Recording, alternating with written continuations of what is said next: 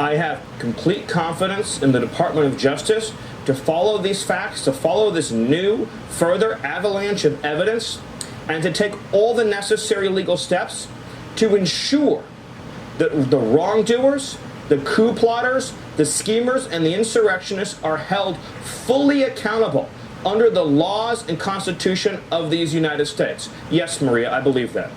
Now, last weekend, John Ratcliffe, a CIA director who is a former prosecutor, former DNI, told us that the statute of limitations, the 5-year statute, does not apply when it comes to conspiracy. And he says the conspiracy is ongoing because they still won't admit it.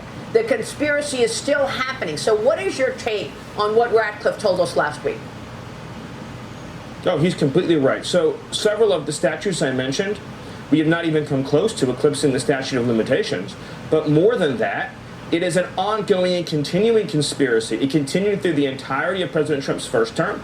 It continued through the entirety of President Biden's term in office, and it continues to this day. There are still deep state coup plotters who are trying to conceal and hide this information on behalf of the people they're protecting.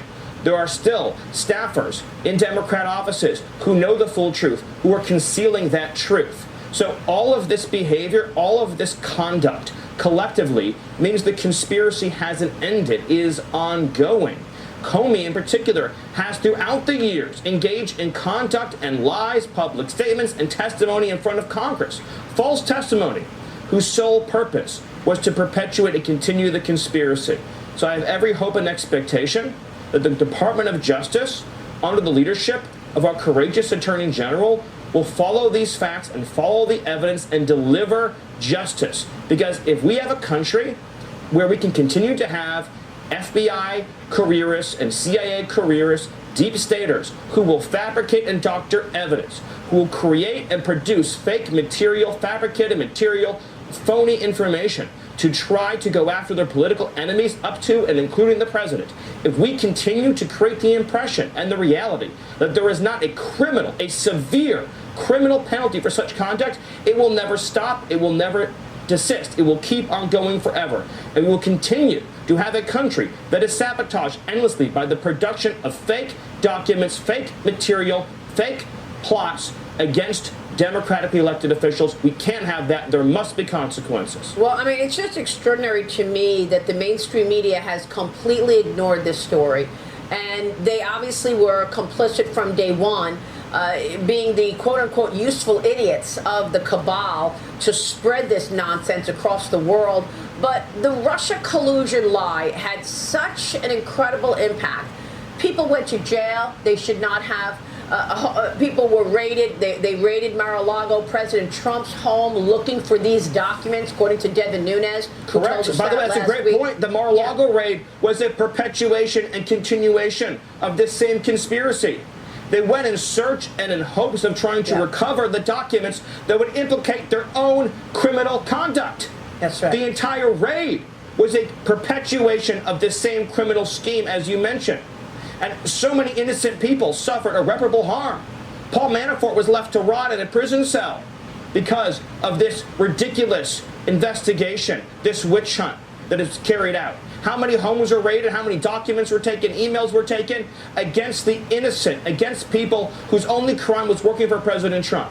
Right. And everything that has happened, including, I would argue, all of the interference in 2024 that took place, and in 2020 that took place, all the dirty tricks that kept taking place against President Trump were all part of a desire to keep him from getting back into the Oval Office to uncover and expose and share with the world the full truth of what happened, as we are seeing now, Maria. They also set up General Mike Flynn. Let's not forget about that. There was so many implications of this lie, but even more so, let's talk about the impact to the American people. Because while Adam Schiff was going on the Sunday political shows, and he was the chairman of the Intelligence Committee for a time, saying there's collusion in plain sight. When you have that kind of a title, you're the chairman of the Intelligence Committee, and you say there's collusion in plain sight, we believe you. you've got the job. You must have seen more than we've seen. So to outwardly lie like that because you have that title. Same thing with former director of CIA, John Brennan. He's got that title. We believe him because he says it. So all of this, when they were running around, Russia, Russia, Russia, how much did they miss? How much did they leave on the cutting room floor? For example, right now, we are dependent on China for 90% of the underlying components for our prescription drugs. We saw Russia invade Ukraine, more territory. We saw Iran continue to build up nuclear weaponry. All of the things that actually matter to the American people were not the focus for 10 years. You know, so the cost is incalculable of having the entire security apparatus of this country focusing on the hoax instead of the real national security threats facing America. Right. Lie after lie after lie that was told to the American people, preventing us from actually solving our relationship with Russia, preventing us from actually developing security and independence from all of our adversaries around the world, dealing with these big geopolitical questions. Instead, we were consumed endlessly by the same hoax, the same lie. And the charlatans that engage in this conduct are beneath contempt. They are without dignity, and they are beyond redemption. What they have done, you can't even measure the harm that it inflicted. Stephen, real quick before you go, take us to today because President Trump has these deadlines underway. He is telling Russia, you've got days that are numbered. August 8th is the deadline to stop this war in Ukraine. What is he going to do in terms of sanctions? Can he actually stop this war? And what about China and the trade deal? Well, so first of all, we've never been in a stronger place economically than we are right now.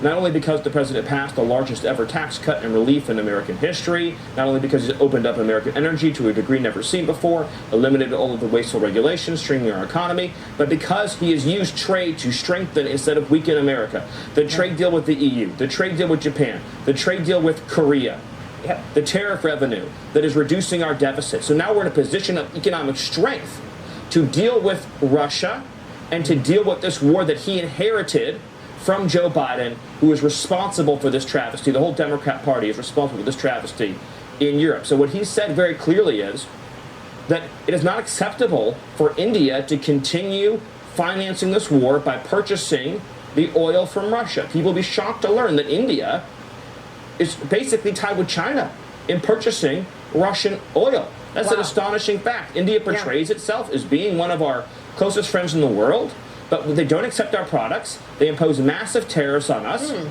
We also know they engage in a lot of cheating on immigration policies that is very harmful to American workers.